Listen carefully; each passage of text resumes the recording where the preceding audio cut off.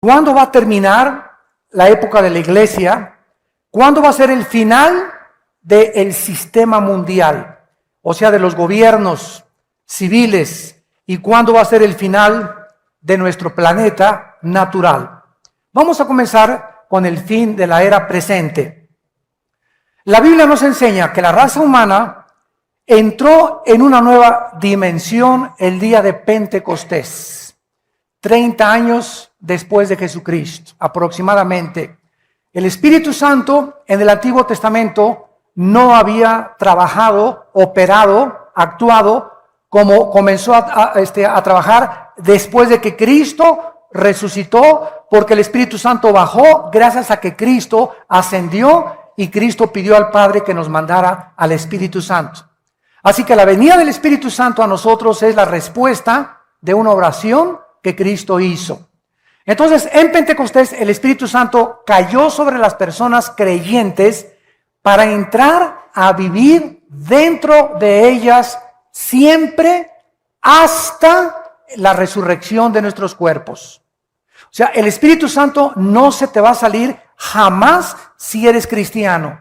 Le puedes causar dolor, le puedes causar tristeza y lo puedes apagar. O sea, puedes reducir su influencia que Él tiene dentro de ti con tu vida de pecado, o de amargura, o de falta de perdón. Pero Él no se puede salir de nosotros, de acuerdo a Efesios 1, 13 y 14. Estamos sellados hasta el día del rescate o de la redención de nuestros cuerpos. En el Antiguo Testamento el Espíritu Santo venía sobre Sansón, y cuando sentía el Espíritu Santo Sansón, se podía enfrentar a 1000 filisteos. A un león le podía abrir las mandíbulas como si fuera un cabrito, y era dotado de una fuerza sobrenatural. El Espíritu Santo se iba, Sansón no podía ni ganarle vencidas a nadie. Cuando venía sobre el Espíritu Santo sobre David, comenzaba David a escribir el Salmo 22. Dios mío, ¿por qué me han desamparado? Sobre mi ropa echaron suertes, mi corazón ha sido deshecho como la cera. David comienza a escribir los salmos proféticamente sin que él supiera que estaba escribiendo algo que vendría 1000 años después, siendo inspirado por el Espíritu Santo. Cuando los profetas escribían inspirados por el Espíritu Santo, y el Espíritu Santo se iba de ellos y bajaba, subía y bajaba, no estaba permanentemente en la tierra. En Pentecostés el Espíritu Santo cayó sobre los creyentes, y desde ese día hasta nuestros días el Espíritu Santo mora dentro de cada creyente y se le llama la unción. No hay tal cosa como una unción de prosperidad, o como dicen en muchos lugares, voy con un hermano para que me dé una doble unción. Eso lo ves en la Biblia del Mormón, eso lo encuentras en la revista Duda, o tal vez en el Evangelio de Juan Diego. ¿Dónde está en la Biblia una doble unción? Cuando somos ungidos una sola vez. Dice Romanos 8, y el que no tiene el Espíritu de Cristo no es de Él. Entonces, esa unción dentro de mí, que es la presencia de Dios en el Espíritu Santo, la tengo que mantener yo para que pueda yo cada vez rendirme más a Él, y mientras más santidad pueda yo alcanzar, más poder tengo en mi vida cristiana. La santidad no es automática. Abraham, recíbalo, pum, pum, pum, pum, pum. Y todos pasan y otros comienzan a hacerse así y otros. Y comienza la iglesia a convertirse, ¿verdad? Ya no en un lugar verdaderamente santo, sino en un lugar de desorden, en un lugar donde la gente, bien lo decía Hitler, estoy convencido que a la gente hay que manejarla por las emociones y nunca por la razón. Esas fueron palabras de Adolfo Hitler. Hitler estaba convencido que cuando ponían a miles de personas en un estadio y todos creían lo mismo, las personas que no creían eran absorbidas por las emociones de los que estaban junto con ellos. Velo en los grupos de rock. Ve un conjunto de rock de los Rolling Stones o de Michael Jackson. ¡Ah! Y si tú no eres fan de Michael Jackson o de ellos, ¿verdad? Te contagia y te absorbe y te jala la misma corriente que está gobernando a todos los que están ahí. No usan la razón, chillándole. Si pudiera Ricky Martin aventarse, lo encuerarían ahí, ¿verdad? O a los cantantes de rock, porque se vuelven locas las mujeres, y hay hombres que también lo hacen. porque ya no hay razón, ya no piensan, sus emociones los controlan totalmente, porque Hitler tenía razón, el hombre es manejado por las emociones y no por la razón. Por eso triunfaron sus conferencias de él, porque metía en una ola de emocionalismo a la gente, que la gente acababa rindiéndose y creyendo que el Tercer Reich conquistaría el mundo entero. Entonces, esto es lo que está pasando en muchas iglesias cristianas, porque el diablo lo sabe. Entonces, cuando caemos en el emocionalismo, las emociones no son malas, no me malentiendan, pero cuando caemos en un emocionalismo antibíblico, es cuando comenzamos a equivocarnos del camino, porque esto no es de Dios. Entonces, esta unción, ¿verdad?, que es el Espíritu Santo, comenzó en el día de Pentecostés. Vayamos a Hechos capítulo 2 y veamos que de acuerdo al apóstol Pedro, los últimos días que tanto se habla, comenzaron desde Pentecostés hasta nuestros días. Repito, los últimos días, la última economía de Dios, la última dispensación de Dios para el mundo ha sido desde hace 2000 años a nuestros días. Estamos viviendo los últimos días. Dice Hechos capítulo 2, versículo 14. Entonces Pedro poniéndose en pie, alzó la voz y les dijo: los que habitáis en Jerusalén, esto sea notorio y oigan mis palabras. Versículo 17. Y en los últimos días, en los postreros días, dice Dios, derramaré mi espíritu sobre toda carne. Vuestros hijos y vuestras hijas profetizarán, vuestros jóvenes verán visiones, vuestros ancianos soñarán sueños, sobre mis siervos y mis siervas derramaré mi espíritu y profetizarán. Esto significa que ahora el Espíritu Santo vendría no solamente sobre los judíos, sino también sobre los gentiles. Eso significa sobre toda carne. Ya no había judío, ni griego, ni gentil para Dios. Todo mundo que creyera en el nombre de Jesús era fundido, era amalgamado, identificado con el cuerpo de Jesucristo. Si tú tienes al Espíritu Santo, no me importa que te llames bautista, o presbiteriano, o nazareno, o que vengas de Villanueva para el Mundo, o de Amistad Cristiana, o de Calacuaya, tú eres mi hermano si tú tienes al Espíritu Santo. Los títulos de las iglesias, nosotros se los hemos puesto, pero lo que nos hace cristianos es el Espíritu Santo. Muy bien. Dice también la Biblia que no solamente en ese día se convirtieron 3000 almas, sino que todos fueron llenos del Espíritu Santo. En Hebreos capítulo 1, versículo 2, se repite la misma verdad. En los postreros días, o sea, en los últimos días, Dios nos ha hablado por el Hijo.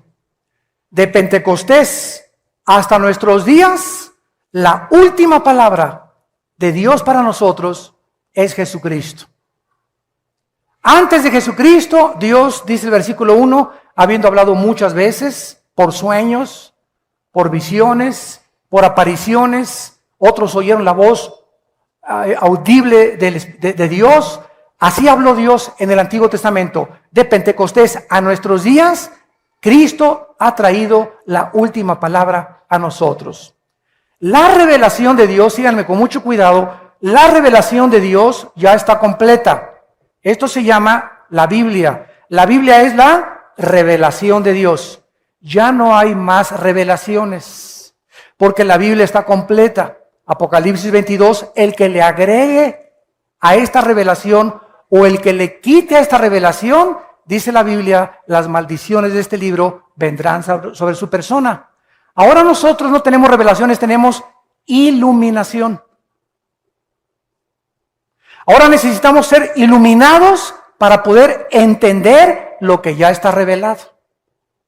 Ten cuidado cuando alguien diga, tengo una nueva revelación. O el Espíritu Santo me reveló. Tal vez muchos por ignorancia. La palabra es me iluminó. La revelación ya está completa. Ya no hay más revelaciones de Dios. Ya está, lo que Dios tenía que decirnos está en este libro. Ya no hay nada más que Dios nos tenga que decir más que lo que está en este libro. Y el que quiera oír a Dios fuera de la Biblia va a ser engañado. Por eso oyen que profecías, que visiones, que sueños, etcétera, etcétera. Si algo tú oyes fuera de Dios, que no está de acuerdo con la palabra de Dios, no es de Dios. La Biblia es la balanza, la Biblia es el termómetro, la Biblia es el barómetro, la Biblia es todo lo que pesa y lo que puede decirnos qué es la verdad. A la ley y al testimonio. Si no está aquí, no les ha amanecido. Este Espíritu Santo entonces cae en los últimos días y dice en Hebreos, igual que en los postreros tiempos, Cristo habló a nosotros y nos ha hablado a través de su palabra. Y finalmente, en Primera de Pedro, capítulo 1, versículo 5, el apóstol Pedro nos dice la misma verdad. Primera de Pedro 1:5. Somos guardados por el poder de Dios para alcanzar la salvación que está preparada para ser manifestada en el tiempo postrero. En lo cual nos alegramos ahora con diversas pruebas, para que, probada nuestra fe, mucho más preciosa que el oro, sea hallada en alabanza, gloria y honra cuando sea manifestado Jesucristo. Versículo 20. Ya destinado desde antes de la fundación del mundo, pero manifestado en los últimos días. Concluimos pues que los últimos días son desde la venida del Espíritu Santo hasta que Cristo regrese. Estamos viviendo en los últimos días que han durado 2000 años. Antes de la muerte de Cristo, vivimos los tiempos de la ley fue dada por Moisés, ahora es el tiempo de los gentiles o el tiempo de la gracia de Dios. En el año 586 a.C., Nabucodonosor llegó a Babilonia y conquistó a los judíos por primera vez en la historia y se los llevó a Babilonia. Y desde ese año hasta nuestros días se llama el tiempo de los gentiles, que está atravesando el tiempo de nosotros, los últimos tiempos, porque hasta que Cristo regrese, los judíos no van a tener gobierno, no van a tener adoración, no van a reconocer al Mesías. Cristo le llamó en Lucas 21:24 el tiempo de los gentiles. Y nuestra época va a terminar ¿cuándo? ¿Cuándo se acaba la iglesia? Cuando seamos arrebatados. Primera de Tesalonicenses 4:13-17. Cuando Cristo venga en el aire y seamos nosotros sacados de nuestro cuerpo, vamos a ser transformados en fracciones de segundo, nos vamos a reunir con Él en el aire y nos vamos a ir con Él al cielo, a las bodas del Cordero, y vamos al tribunal de Cristo para ser recompensados, mientras en la tierra va a atravesar la gran tribulación, la ira de Dios. Hasta que la iglesia esté en el mundo, el Espíritu Santo operará como está operando ahorita. Cuando la iglesia sea sacada del mundo, el Espíritu Santo claro que va a seguir en el mundo porque Él es omnipresente, pero va a actuar solamente sobre 144,000 judíos que van a ganar a otras personas también para Cristo o para el Evangelio de Dios, y los que se conviertan en la tribulación van a ser guiados también por el Espíritu de Dios. Pero la iglesia desaparece totalmente en el tiempo de la gran tribulación. Cuando termina la gran tribulación, terminan los sistemas mundiales. Todas las sociedades del mundo, desde Adán hasta nuestros días, han intentado, operado, experimentado con diversos gobiernos. Llámese nacionalsocialismo de los nazis, comunismo, socialismo, democracia, etcétera, etcétera. Los seres humanos han intentado gobernar a los seres humanos. Y todos los sistemas humanos han sido caracterizados por la injusticia, la ambición, la avaricia, las guerras y la violencia. Todos han sido corrompidos y todos han tratado de explotar a los demás. Si tú criticas a tu gobierno, que tu gobierno te explota, ustedes que lo ven por la televisión, no te critiques a tu gobierno porque tú explotas a tu esposo. Si tú a tu esposa no le das un día de descanso y no la tratas como una reina, la estás explotando. Si a tu esposa la usas solamente para tener relaciones sexuales, la estás explotando porque es un objeto para ti. para poder satisfacerte y para que te haga los chilaquiles y los huevos con chorizo en la mañana. Si tú a tus hijos no los recompensas y no los ayudas, lo estás explotando. Si tú tienes un negocio y a tus empleados no les das el salario que dice la ley y trabajan 10 horas sin que les pagues tiempo extra, los estás explotando. Esta es la naturaleza humana. Buscamos siempre a los demás para poder enriquecernos nosotros.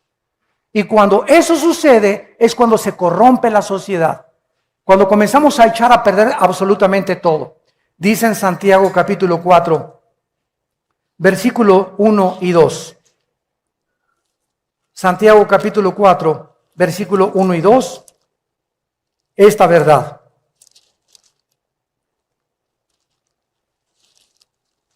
¿De dónde vienen las guerras y los pleitos entre ustedes? Bueno, unos le echan la culpa a la economía, otros le echan la culpa a la mala educación, otros le echan la culpa al gobierno, etcétera, etcétera, pero el problema somos nosotros. ¿De dónde vienen las guerras y los pleitos en los matrimonios? Padres contra hijos, hijos contra padres, protestantes contra católicos, católicos contra protestantes, árabes contra judíos, judíos contra árabes, negros contra blancos, blancos contra negros, etcétera, etcétera. ¿De dónde viene siempre el mundo? Los conflictos, que dice la Biblia, de nuestras pasiones. Dentro de nosotros hay una fuerza de maldad que trata de poder buscar mi bien, mi felicidad, mis intereses, mis propiedades, y no me importa si peso a Jorge, si piso a Carlos, si piso a mi esposa, si piso al que sea, no me importa si piso a 40 millones de personas, como lo hizo Hitler y José Stalin y Mao Zedong y los grandes dictadores. No me importa cuántas personas me llevo de por medio, si al final yo me corono. Y si llego a la cima y si alcanzo lo que mi alma desea. Pero a la gente la voy a usar. ¿Por qué? Porque dentro de nosotros existe esa tendencia de poder vivir para nosotros mismos. Viene Cristo al mundo y nos revela y nos dice: el problema está dentro de ustedes, seres humanos, y se llama ego. Y si no haces morir dentro de ti el ego y no cargas tu cruz y me sigues, no puedes decirte cristiano.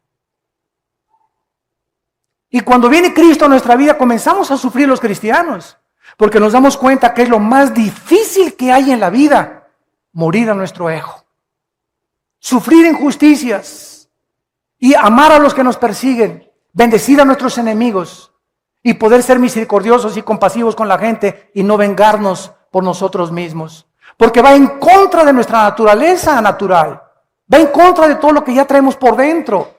Entonces esto es imposible humanamente. El Espíritu Santo entra en nuestra vida para capacitarnos y poder dotarnos de un poder sobrenatural, porque no nos ha dado Dios un espíritu de cobardía, sino de poder, amor y dominio propio. Por eso, ¿quiénes son los más cobardes? Los borrachos, parranderos y jugadores. Un hombre que no le es fiel a su esposa es el hombre más cobarde que existe. Porque para serle fiel a tu esposa necesitas pantalones para poder aguantarte con la que tienes junto. Se necesitan pantalones y bien expuestos. ¿Por qué? Porque cuesta trabajo comenzar a dominar las pasiones. Y eso solamente los valientes arrebatan las cosas para el reino de Dios. Qué fácil es inmediatamente, pues ya me voy con otra y con otra. Como hace poco confesó el gran golfista internacional Tiger Woods. Lo agarró su esposa como con 15 al angelito. Lo ventanean por todos los periódicos, pero él habló a los medios de comunicación hace como una semana o 2 semanas y me gustó mucho lo que él dijo porque fue muy sincero. Él no era cristiano, pero él dijo lo siguiente: quiero decirle al mundo que yo me creí, por el poder que tenía y el dinero que tenía y la fama que tenía, que yo podía tener lo que yo quisiera. Y que no tenía por qué conformarme con una. Entonces eso me hizo a mí querer agarrar a otras mujeres. Y ahora me he dado cuenta que esas pasiones que me llevaron por mi fama y mi dinero y mi poder, destruyeron mi familia y mi matrimonio, que es lo más precioso que Dios me ha dado. El muchacho este se metió no sé con quién, ¿verdad? Dicen unos que ya se hizo cristiano, otros que no, yo no sé, ¿verdad? La verdad, pues la cuestión es que regresó con su esposa, está volviendo otra vez a los campos de golf y está volviendo otra vez quebrantado y entristecido por haber ofendido a Dios. Miren la diferencia entre otra artista de cine que acaba de ganar un Oscar, Sandra Bullock, con la película del negrito que adopta ahí en su casa, que se las recomiendo, la vimos allá en una iglesia cristiana, nos la recomendaron. Es una gran película que acaba con el racismo. Esta muchacha, Sandra Bullock, le dan el Oscar y saliendo del Oscar de Hollywood le dicen que su esposo se ha andado como con 15. Se casó con un fabricante de motocicletas que se llama, bueno, me recibo el nombre. Entrevistan a este hombre y le preguntan que por qué adulteró con Sandra Bullock. ¿Saben lo que contestó? Porque pues yo soy adicto al sexo. Y ella estaba muy ocupada en los estudios y no tenía tiempo para mí. O sea que el angelito cree que el matrimonio es, aquí la tengo que tener noche y día. Se me antoja a las 3 de la tarde, a las 5 y a las 8 me echo el clavado. O sea, se casó con un objeto verdaderamente. Él no sabe, ¿verdad?, que muchas veces vamos a estar separados y qué voy a hacer cuando me separo de mi esposo 1 semana, 2 semanas, 3 semanas, porque soy adicto al sexo, voy a cometer adulterio. Qué cobardía de persona, ¿verdad? La pobre muchacha, esta artista de cine, la tuvieron que internar a un hospital psiquiátrico casi 1 semana, que le dio el patatús de saber nada más que ganó el Oscar y perdió su familia. Pero así es el mundo que estamos nosotros viviendo todos los días. Y otros artistas ya se han descarado completamente, están diciendo, ¿verdad? Yo soy homosexual, ¿y quién? ¿Y qué? ¿Verdad?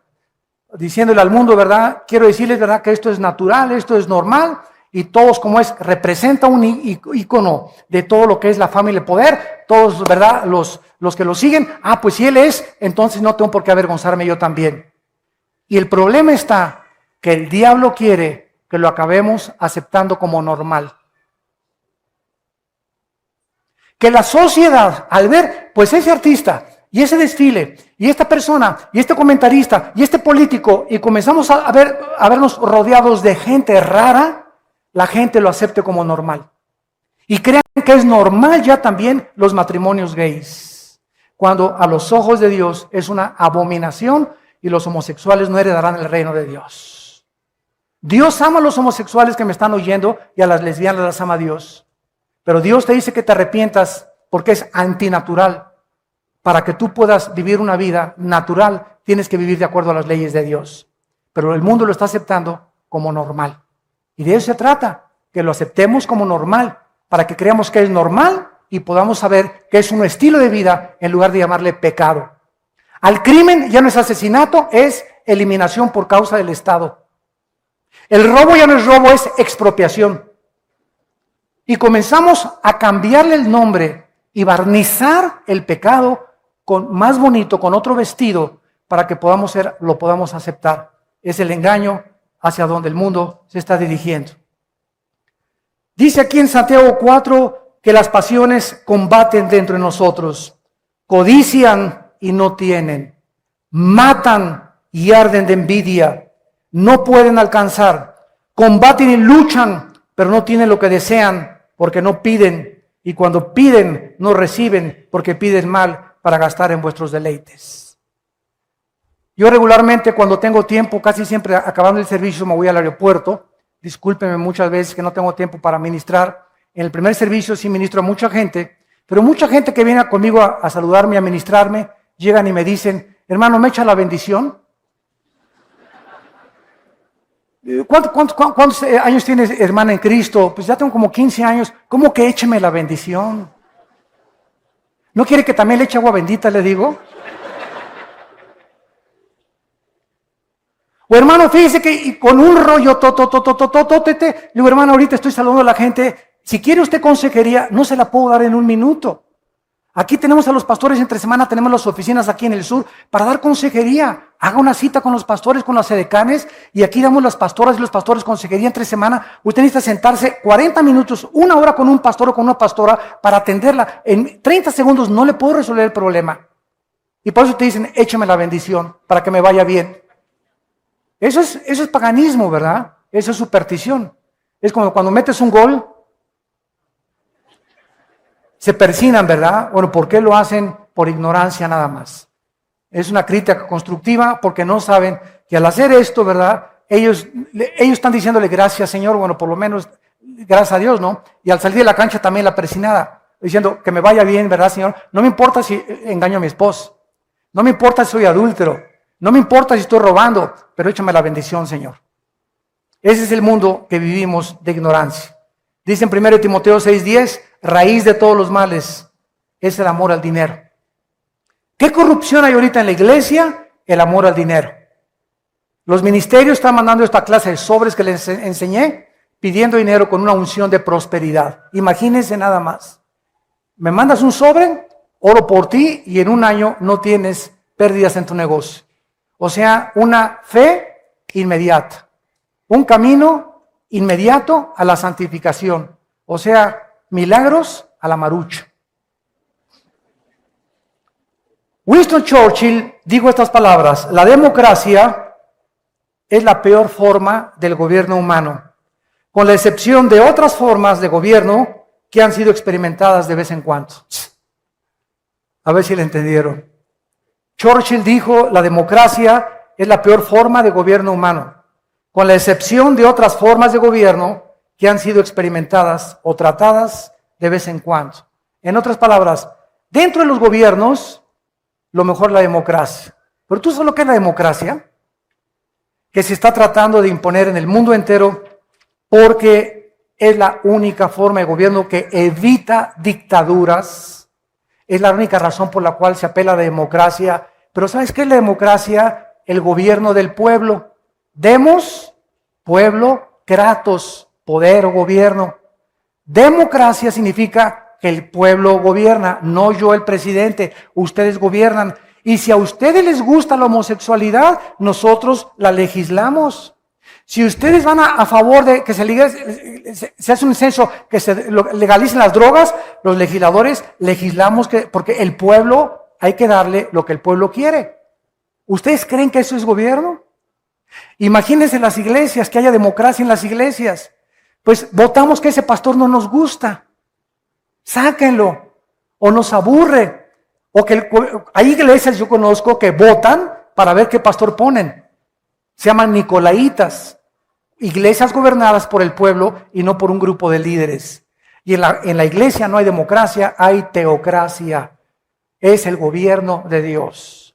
Las iglesias donde 2 o 3 familias, porque pusieron el techo, y la familia Pérez puso la pintura, y la familia Díaz le regaló al pastor el terreno. Entonces, ahí se sienta la familia Díaz y el pastor habla contra el adulterio. A ver, venga para acá, don Filemón. A mí no me gusta hoy que predicó, ¿verdad? Bájale 3 rayitas, ¿eh? Acuérdense que yo le di el terreno, ¿verdad?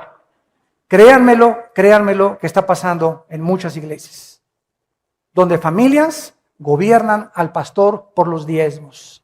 Y cuando un pastor, por miedo a correr a don Pancho Pistolas, por adúltero y por todo lo que está haciendo, porque se van los diezmos, porque él es el que más dinero tiene, y el pastor comienza a dudar de sacarlo de la iglesia, hasta que no se arrepienta por medio de los diezmos, el pastor ha prostituido su ministerio.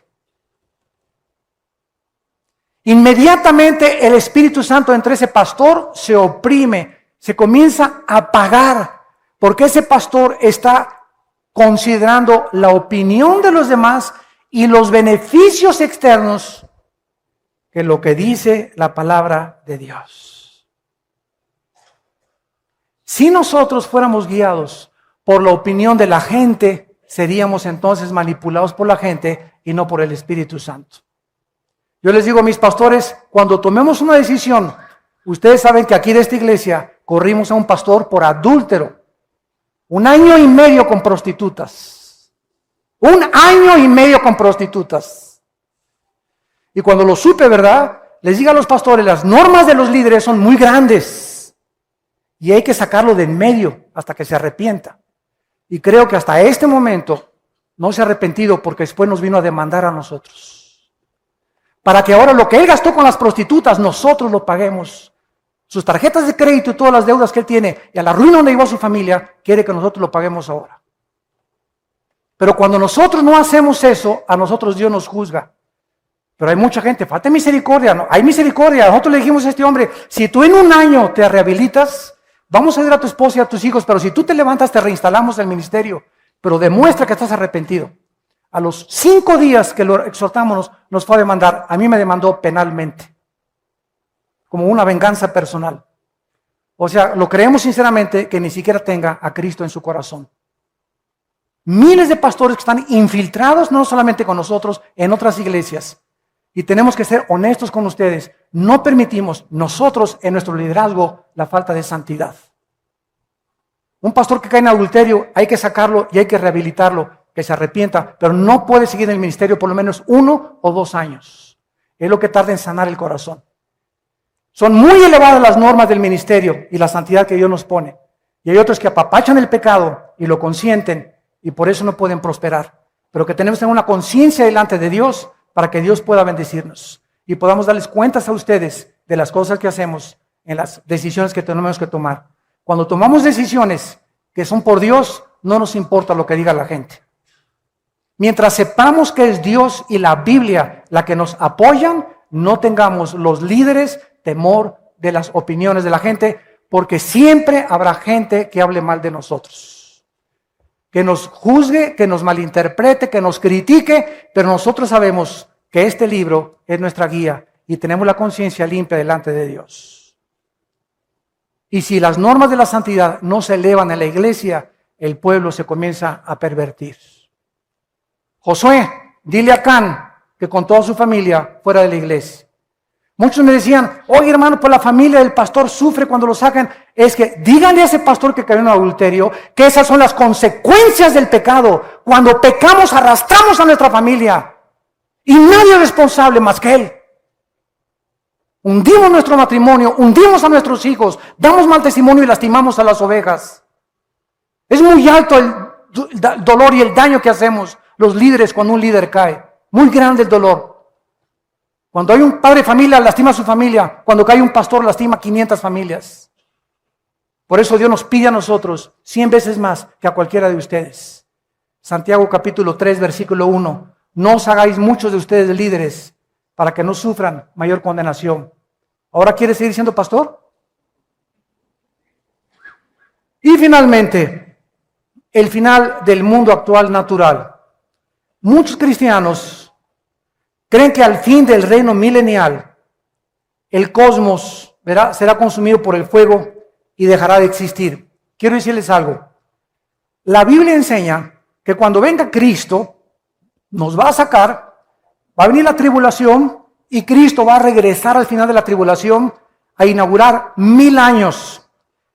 La ecología de la tierra va a ser cambiada, las flores ya no van a tener espinas, va a haber partos. Isaías 65 dice que va a haber reproducción sexual en el milenio.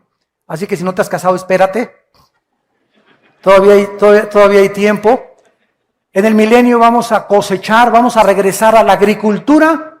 Ya no va a haber cemento en las calles, no va a haber edificios, todo va a ser cabañas, todo va a florecer. Vamos a comer uvas, plantas como Adán y Eva en el huerto del Edén. Va a ser un Edén en la tierra.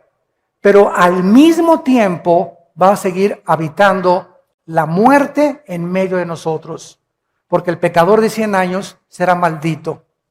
Cuando acabe el milenio, entonces el diablo es soltado, Apocalipsis 20, y viene a engañar al mundo entero otra vez para la última guerra mundial, para levantar a todos y asaltar Jerusalén, donde está Jesucristo gobernando con el rey David. Cuando Satanás sea derrotado al final del milenio, entonces Dios va a hacer cielos y tierra nueva. Y entonces dice Apocalipsis 22, y ya no habrá maldición, porque el último enemigo que será vencido será la muerte. Pero todavía en el milenio va a haber rebeldes, por eso dice la Biblia que va a regir con vara de hierro Cristo. ¿Por qué? Porque necesita tener la vara de hierro, porque todavía va a haber rebelión dentro de muchas personas que pasaron al milenio sin cuerpos glorificados. Nosotros cuando regresemos al milenio a vivir con cuerpos glorificados que ya habíamos sido sacados antes de la tierra, vamos a vivir con Cristo, pero vamos a ir a las naciones a traerlas a Jerusalén a que conozcan al Hijo de Dios.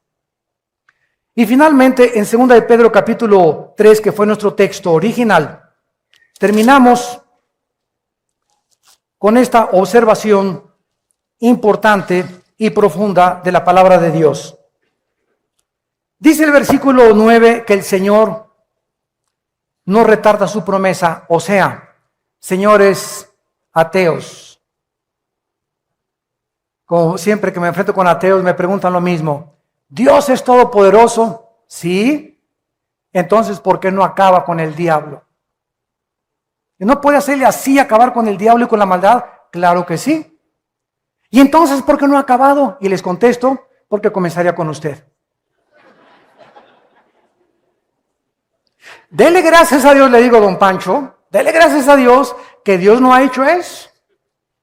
Porque entonces ya no tendría usted la oportunidad de arrepentirse. Y es lo que Pedro quiere decir, el Señor no retarda su promesa, según algunos la tienen por tardanza. El hecho que Dios no haya terminado con la maldad, no significa que no va a terminar con ella algún día. Queremos que fuera ahorita, pero el tiempo es de Dios. Dios no retarda su promesa, sino que es paciente para con nosotros. Porque no ha acabado Dios con el desbarajuste que hay en el mundo, no quiere que ninguno perezca, sino que procedan al arrepentimiento. En esta tarde, ¿cuántos de ustedes que nos ven por la televisión también están escuchando esta conferencia por la paciencia de Dios con tu vida? A lo mejor tu abuelita ya te había hablado de Cristo, a lo mejor eres una persona que vienes 10 años a la iglesia y eres de las que sigues diciendo, écheme la bendición, pastor. Han estado 20 años en la iglesia y todo les ha entrado por acá y les ha salido por allá. No han aprendido nada. Siguen igual, no han cambiado sus vidas. No hay amor, paz, felicidad, benignidad, paciencia en sus vidas. Sus caracteres no son los de Cristo. No son mansos ni humildes de corazón. Siguen de rebeldes y siguen criticando y siguen hablando. Ya tienen 10, 15 años en las iglesias. ¿Por qué? Porque la paciencia de Dios se va a acabar. Y es importante que cuando oigas su voz no te endurezcas. Y dice así, pero el día del Señor vendrá, eso no tengamos duda, como ladrón en la noche. Cuando menos lo esperes, viene el Señor y si no la muerte.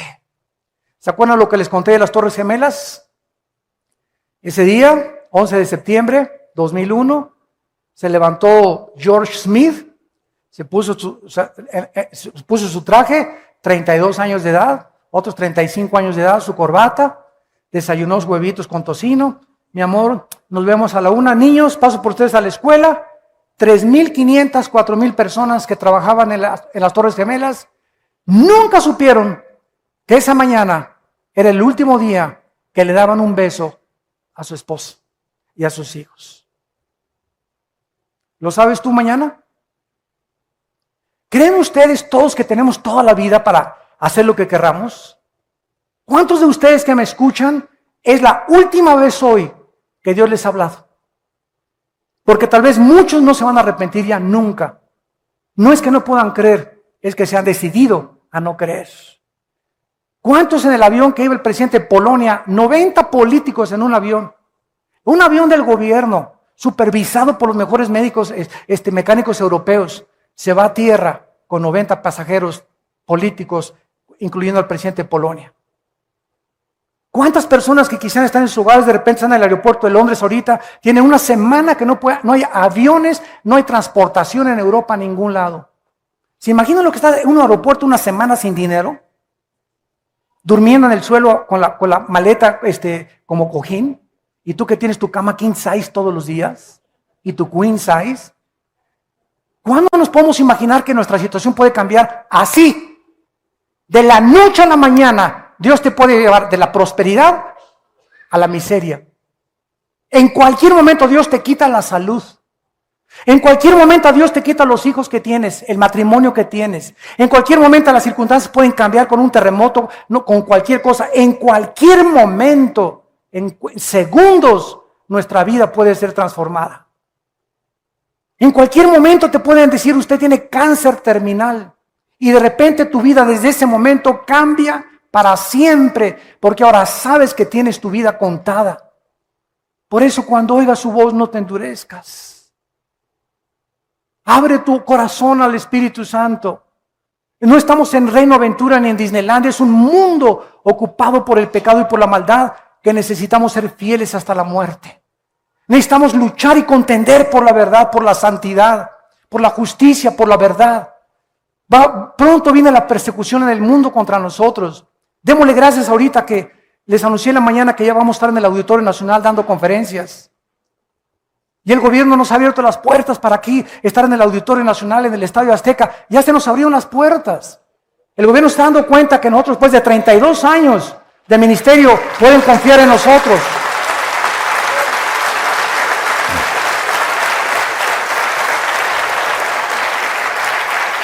En este México que tenemos ahorita tan violento, donde abunda el pecado, sobreabunda la gracia. Mientras más maldad vemos alrededor, Dios nos da más gracia para poder resistir. Por eso es tiempo de vivir pegados a este santo libro, ¿verdad? Día y noche, guardarlo, memorizarlo, meditarlo, reflexionarlo, leerlo, estudiarlo, investigarlo. Este libro de verdad que contiene la fuerza necesaria para sostenernos y llegar al final sin tener en qué avergonzarnos. Dice 2 de Pedro, el Señor no retarda su promesa, ha sido paciente contigo, conmigo y con todos los seres humanos, pero ya viene el día como ladrón. Cuando menos lo pensemos, el Señor viene y el mundo será hundido. Si ahorita crees que está sufriendo el mundo, no te imaginas en la gran tribulación. Puesto que todas estas cosas han de ser deshechas, considerando que si no viene Cristo mañana, tú puedes morir mañana, o yo puedo morir mañana, o tú la semana que entra, considerando que tenemos todos que morir, ¿cómo no debemos andar en santa y piadosa manera de vivir? Que te levantes cada mañana y digas, Señor, yo no sé si este es el último día, pero te alabo y te adoro. Dame oportunidad de hablar de ti. Señor, límpiame. Padre Santo, se me está acabando el amor por mi esposa. Dame amor por mi esposa, Padre, porque yo tengo que, es una responsabilidad. Mis emociones las voy a crucificar. Yo voy a amarla y voy a hacer lo posible por que tú me des ese amor sobrenatural, o por mi esposo, o por mis hijos, etcétera, etcétera. Aléjame de la pornografía, Señor. Quítame esas amistades. Si no nos sinceramos delante de Dios y no le contamos a Dios lo que somos porque Él lo sabe, de todas maneras, Dios no te puede ayudar. No vengas con el pastor, écheme la bendición. Yo no soy Dios. Yo te puedo decir, hermana, mire, lea esto es lo que dice, pero el que te cambia es Dios. Los pastores no somos dioses. Yo no cambio, ningún pastor puede cambiar tu vida. Ni el papa, ni el arzobispo, ni el monseñor, ni el pastor, ni pare de sufrir, ni nadie. Nosotros podemos decirte solamente cuál es el camino. El que te cambia es Dios. Tu problema en tu matrimonio es Dios el que lo va a arreglar. Tu vida la va a cambiar Dios. Tus hijos los va a cambiar Dios, no nosotros. Maldito el que confía en el hombre, dice Jeremías 17. No confíes en que yo voy a cambiar tu vida y tu matrimonio porque échame la bendición, ore por mí, hermano. Lo voy a hacer, pero el que va a encargarse de tu vida es Dios. Levanta antes los ojos al cielo de venir conmigo con un pastor y pídeselo a Dios antes. Y llórale a Dios, no le llores al pastor, llórale a Dios. Derrama tu alma delante de Dios, no dice delante de los pastores. Para que tú puedas entender que tu relación es con Dios. No solamente les decimos, esta es la Biblia, esto dice Dios, este es el camino. Pero ¿quién va a cambiar tu vida? Dios. Esperando y apresurándonos para la venida del día de Dios, en el cual los cielos encendiéndose serán deshechos, los elementos siendo quemados se fundirán. ¿Cómo terminará? La tierra, la creación original, terminó con un diluvio. Después vino la recreación, Génesis 1, del 3 en adelante, y el mundo ecológico terminó con el diluvio de Noé. De Noé a nuestros días, los cielos y la tierra permanecen iguales. La edad del hombre ha disminuido porque la capa de atmósfera que rodeaba la tierra como un invernadero, cuando vino el diluvio, se terminó. El efecto invernadero, y ahora vivimos 70, 80, 90 años, los más robustos.